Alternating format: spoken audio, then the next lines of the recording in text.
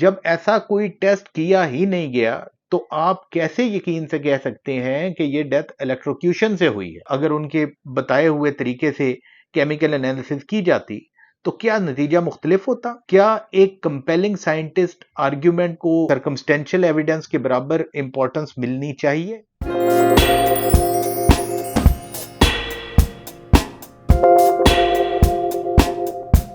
Imagine करें कि आपको मर्डर का कन्विक्ट किया गया है, जिंदगी भर के लिए जेल की सजा मिली है और आज़ादी का आपका एक ही चांस है, और वो है कि आप जज को किसी तरह कन्विंस कर सकें कि आपके खिलाफ जो एविडेंस है वो गलत है, लेकिन लीगली नहीं, साइंस की रोशनी में।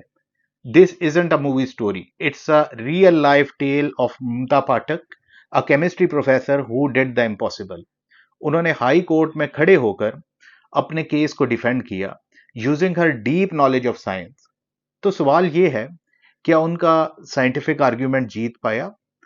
इस डिफेंस को समझने के लिए पहले हमें शुरू से शुरू करना होगा।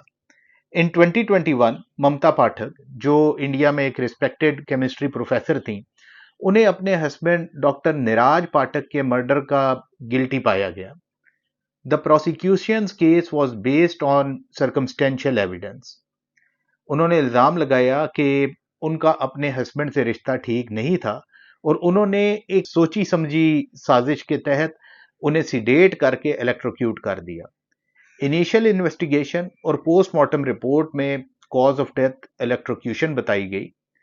इसी बुनियाद पर और कुछ सर्कमस्टेंशियल एविडेंस जैसे उनके रिश्ते के बारे में विटनेस टेस्टिमनी, उनको लाइफ इम्प्रिजनमेंट दी गई। लेकिन ममता पाठक ने यह वर्डिक्ट मानने से इनकार कर दिया, और यहीं से कहानी इंटरेस्टिंग होती है।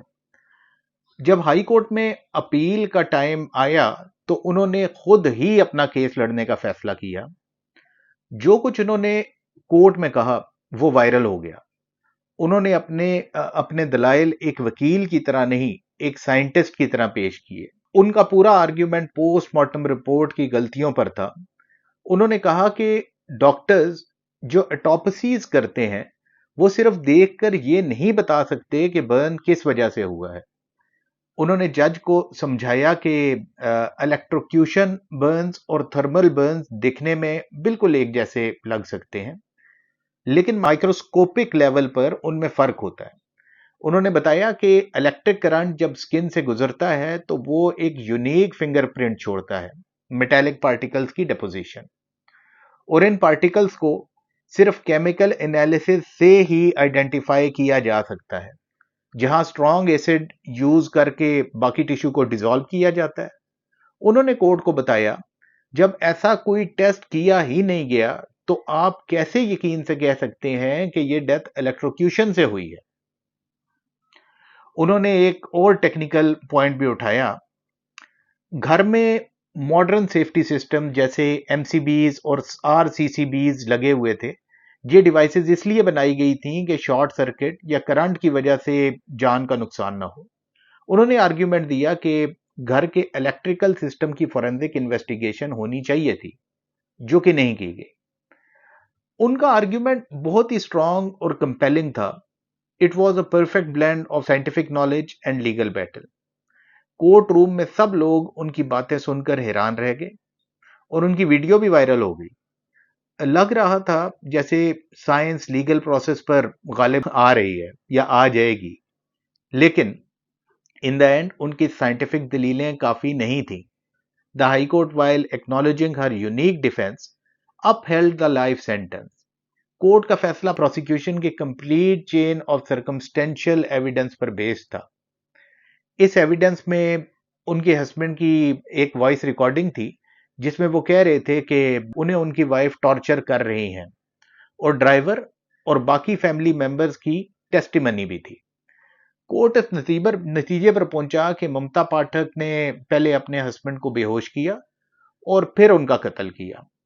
एक ऐसा एक्ट जो उनकी साइंटिफिक आर्ग्यूमेंट से डायरेक्टली डिस्प्रूव नहीं हो सकता।